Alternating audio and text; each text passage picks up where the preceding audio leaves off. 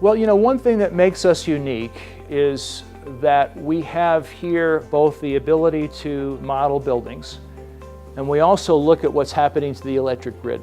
So as we get more and more renewables on the electric grid, that's a challenge for utilities. They're used to dealing with baseload coal plants, baseload nuclear plants. As we get more photovoltaics and wind onto the grid, now the source of electricity becomes variable. And so how do we handle that? Well, it turns out that buildings use about 3/4 of the electricity in the United States. So if we're careful and we control how buildings use that electricity and when they use that electricity, we can look at the whole picture. So rather than just looking at the building in isolation, now we look at it in terms of how it interacts with the nation's electric grid. The gap that we're trying to fill that's not solved within the private sector currently is the ability to tackle the next generation of the electric grid. We define advanced analytics as the application of modeling and data science to give us the ability to predict the performance of components and whole buildings.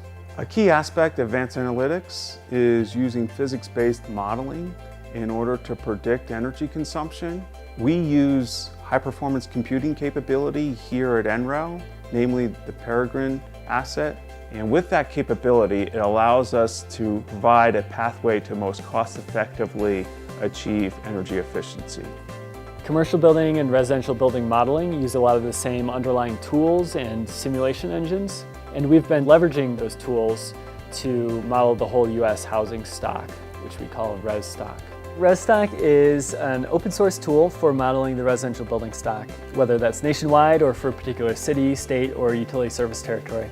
And along with its sister tool for the commercial building stock, it takes a new approach to large-scale building energy analysis. And it does that by combining large public and private data sources and statistical sampling of those data sources, as well as automatic generation of hundreds of thousands of building energy models. And then it does detailed sub-hourly simulations of those models run on a supercomputer or on distributed cloud computing. The potential impact of this capability is that we've identified $49 billion per year of potential utility bill savings for consumers nationwide. And these are home improvements that more than pay for themselves in terms of their utility bill savings over the useful life of the improvement. We are a national laboratory. We look at everything we do as providing value to the nation as a whole. So when people come to us, they can expect very high objectivity.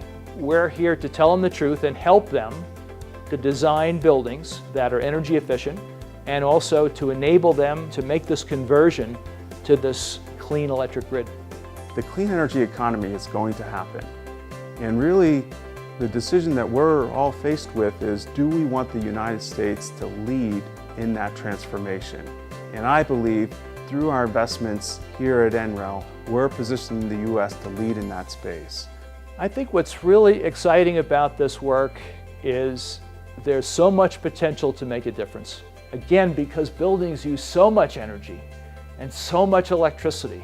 If we can influence how much energy buildings use and when it uses that energy, we can really enable this transition from fossil fuels to renewable energy. We can get so much more photovoltaics on the electric grid, wind energy on the electric grid if we do buildings right.